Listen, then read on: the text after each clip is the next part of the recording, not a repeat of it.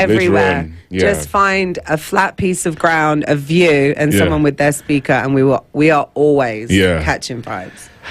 Has Binti taken you around Vizuri? Has she shown you places? Because I'm not so sure she has. Well, I feel like I've seen some great reggae spots. Yeah. You love reggae as well? I do love reggae. But no, I'm very open to finding out where a girl can sit at a bar, wind her waist, and see some beautiful people. I'm here for you. Let's go. Yeah. I'm ready. Sawa, let's keep it moving now. Oh, yeah, you're going to drop a piece? Okay, yes. Okay. Yes. Right, this one I'm a bit more prepared. It's less sexy, but I think it tells a story, more about the story where I come from, I guess, or where my perspective comes from. So it's a bit long, is that all right? That's fine. All right. Yeah. It's called Here, There, and Everywhere. So it reads, you came with calloused hands and quiet mouths, feet blistered from the walk between borders, left the soil that nurtured your frame for a wage of freedom on your kin's names. You became echoes in corridors, cleaning walls built to silence your voices. Vessels of labor, you turned your bodies into bridges so that others could create new horizons and dock on golden shores. You gave your backs to factories, your breath to machines, your knees to the floor, clutching rosaries made to make our dreams, forever exhausting your own ability to succeed. Nonetheless, you sang to us, carved lullabies from your grief, entrancing us with languages we were forced to forget and never to speak. Your revolt turned to poetry, embedding your ancestry without apology. Determined, you cooked with ankles that ached. You stirred history into pots, braised survival into broths, and seasoned stews with memory. You turned scarcity into community, passed down spice blends like scripture, each pinch a poem's verse, each simmer a language we could taste despite tongues that could no longer converse. You wrapped histories in banana leaves, fried joy into golden discs. You fed us the homelands, mapping the wealth of your childhood into our taste buds. Your resistance to conformity and a slight against their mockery. Your recipes of revolution never faltered. Even when you stood at the gates of progress, built by hands just like yours, bent and broken with burdens, you fought their wars for our cause, building our way from tithes of blood and autonomy, so that we could sit uniformly behind desks, soaking in textbooks that omit you from their histories in return for a chance to grasp a fraction of the power they held over you.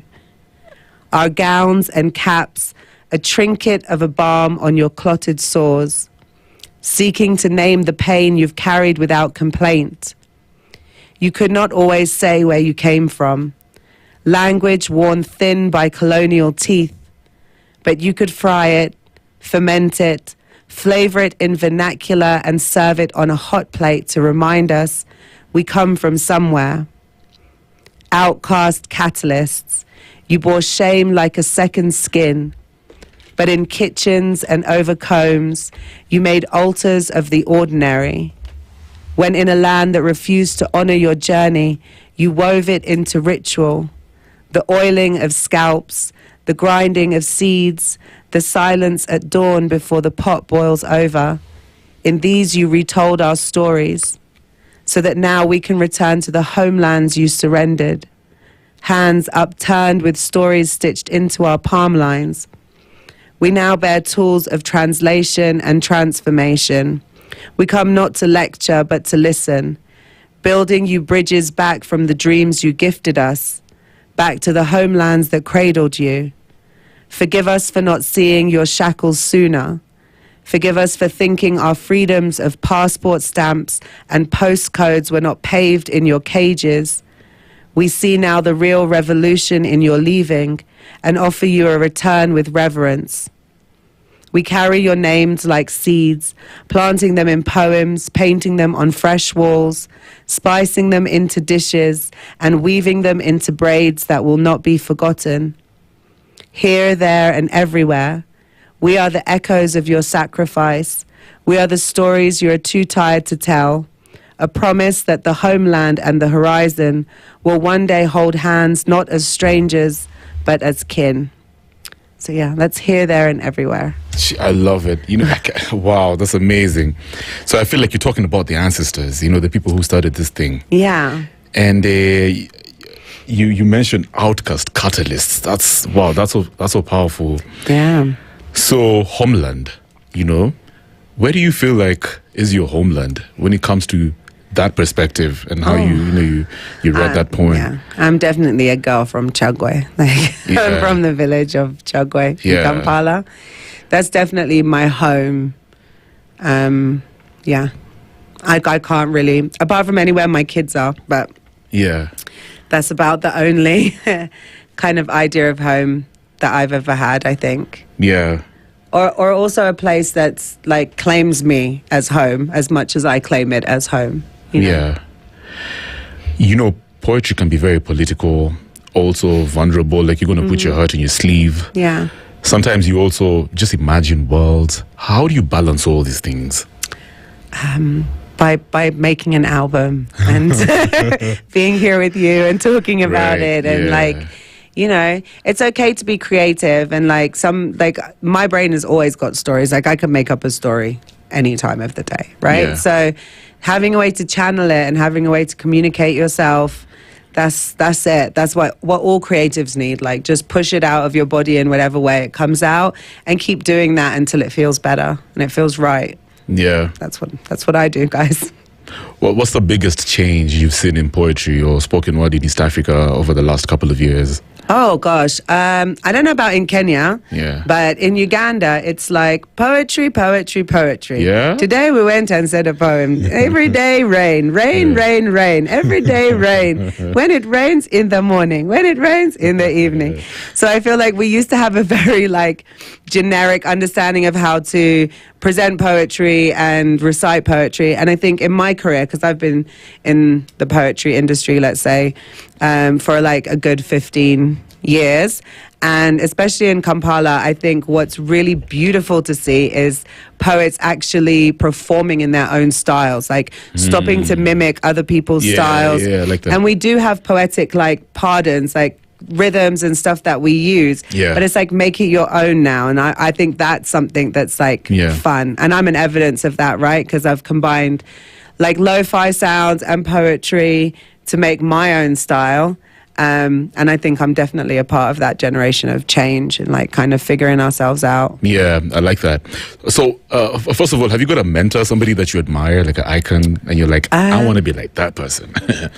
I don't really have a mentor or an icon because that sounds so bad. Because I just feel like I want to be my own icon. No, fair enough. I mean, yeah. Do you know what I mean? Yeah. I feel but I would say that there are I'm someone I respond, so Shaka Campbell, definitely a poet I respond to. I think a lot of my work is a response to that kind of level of intimacy or politics. He's an amazing poet.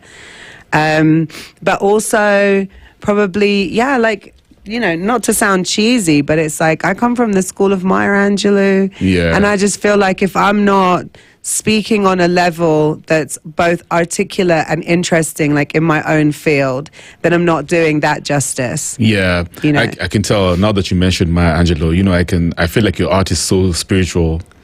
Yeah. Yeah, that's similar. But hopefully not spiritual in the way of telling people what to believe in. Yeah. It's true. So, there are many up-and-coming poets all over East Africa, Africa as well, because we've got a bunch of listeners in the diaspora as well. And they're looking up to you and they're like, oh my gosh, she's so amazing. What sort of advice would you give them while they're starting out and, they're hoping to make this What advice would I give you? I think the advice I gave myself, which is the right time, not everyone's time.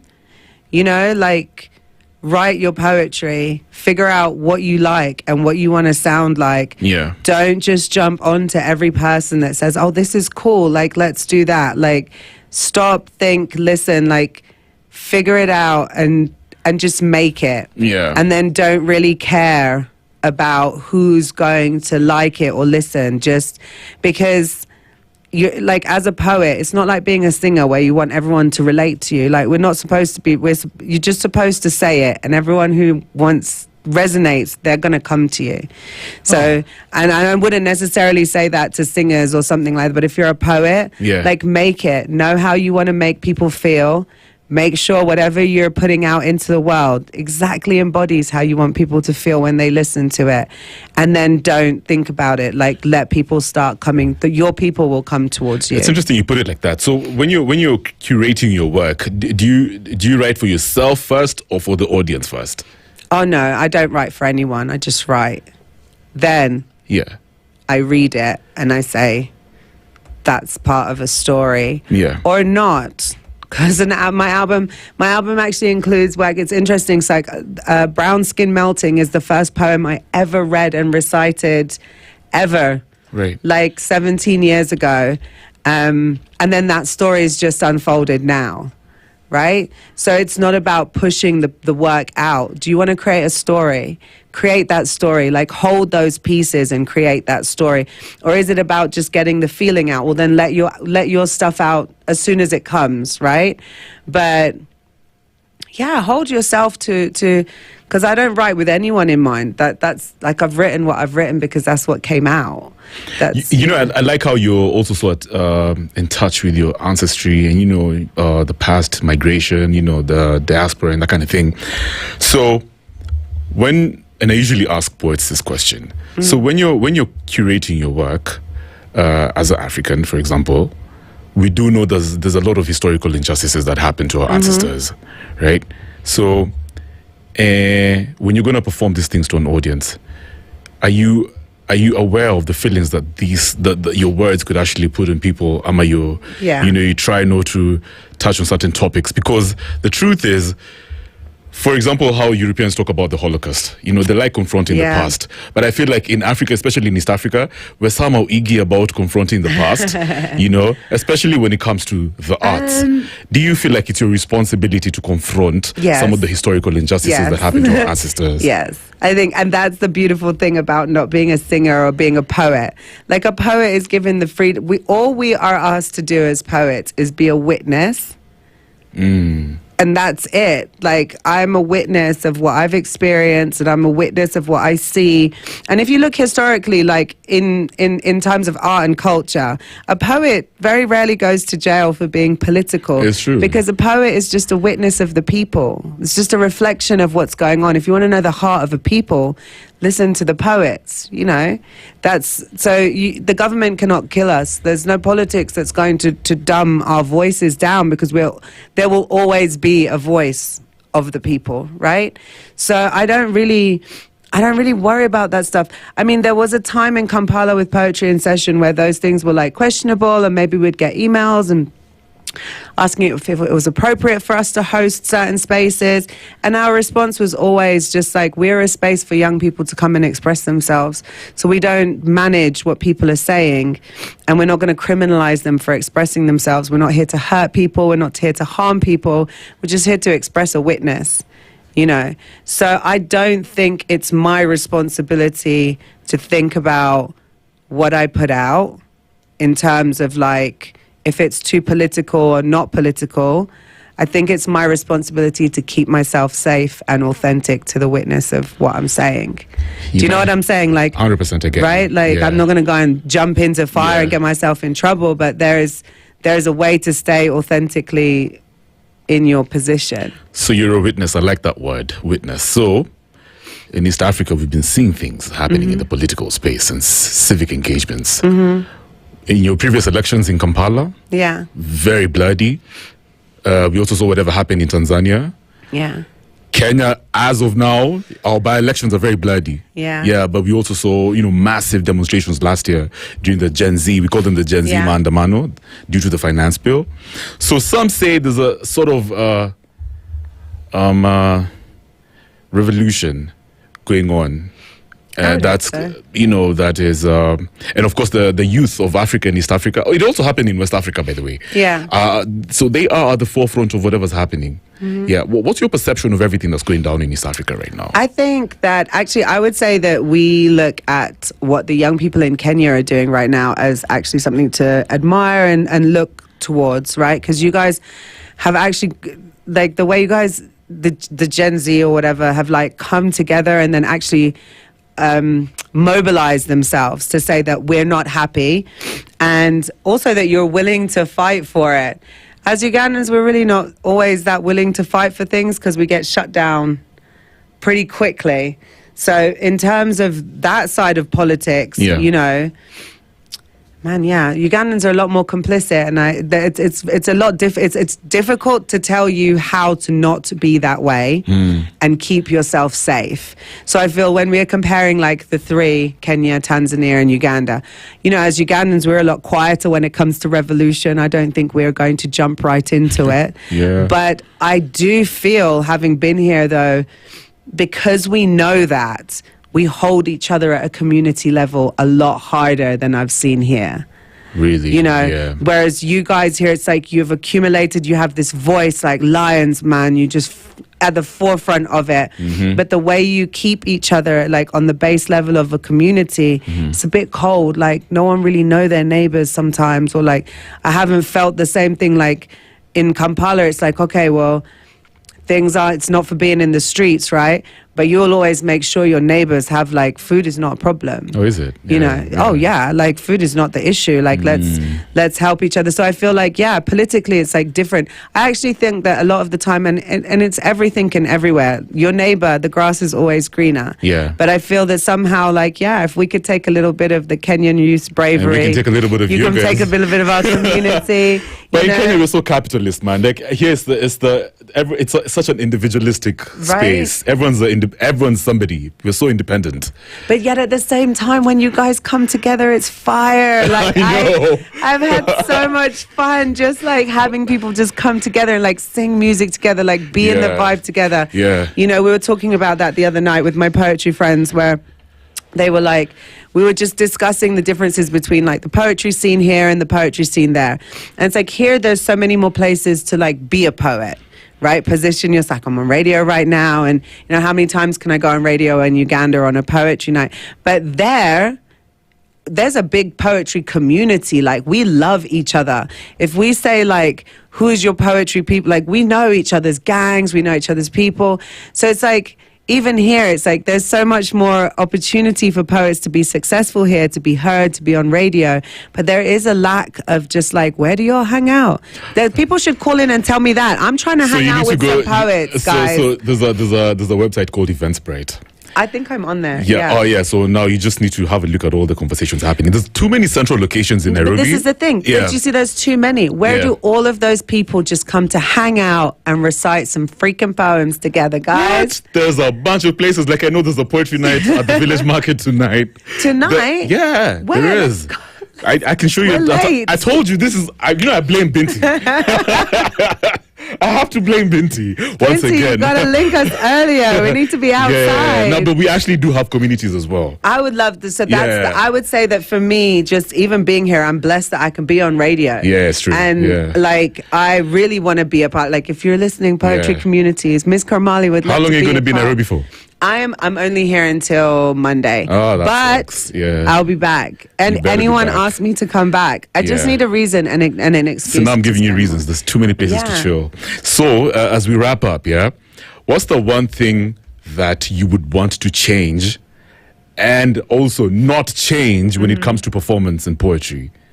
For me personally, in East Africa. East Africa. Yeah. Okay, the one thing I would want to... Oh, gosh, there's a couple. Yeah. I'm going to tell you two. Okay. Two of each. Yeah.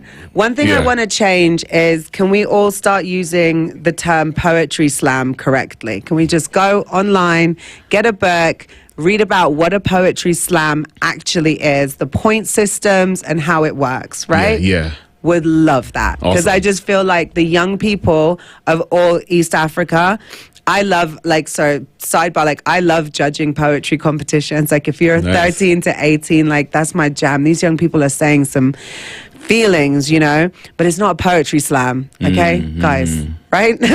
Or it's not an open mic if I can't come and sign up or something like that. So I'd love to change that, where people are actually, you know, starting to see these things that have been created in poetry and actually using them instead of, because in East Africa we have a way, like, they're fans, not funds. Like in Uganda, everyone's Right. like, oh, my funds. I'm like, they're your fans out to have fun. Yeah. So I feel like those little things would really help. Yeah.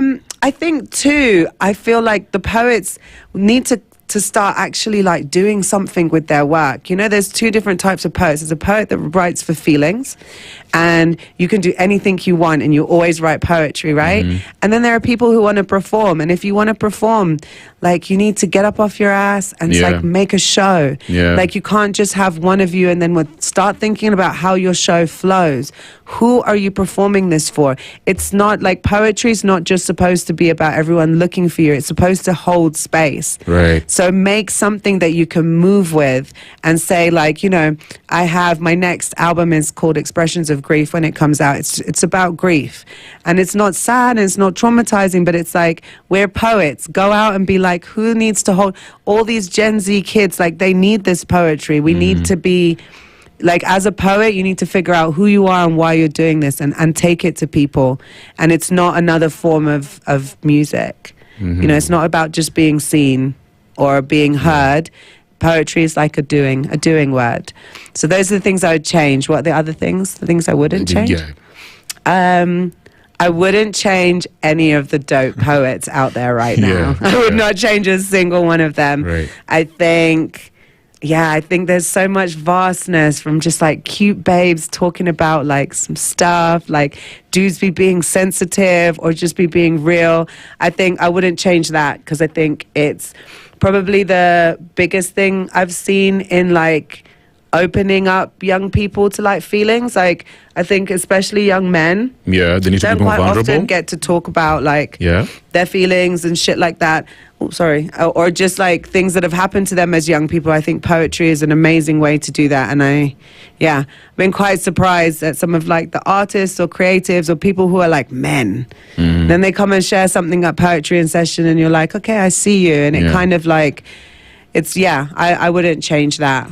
Brilliant. What have you learned about yourself due to poetry over the years? That I'm a badass. I like just- that. What's badass anyway? Like what? Like you're no, fearless I think, or what? No, I think that, I believe in fearless knowledge of self. Like, that's the fifth Perfect. pillar of hip hop. Yeah, so yeah. We're not going to pretend I didn't come from there. You know, like, I think I'm quite a bold person. Like, I say things that have to be said, and I'm quite a loud person. I get, not loud, but, like, I'm present. Yeah. But inside myself, probably I'm quite a hard person to get to know. And I think my poetry is probably the most me, you know. So I'm Yeah. grateful, because it's like a way of putting your truest self out, Yeah. but then, like, keeping yourself in. No, you know, now I'm actually going to listen to your work again now Oh, that I've had this gosh. conversation, because I want to know you visually now.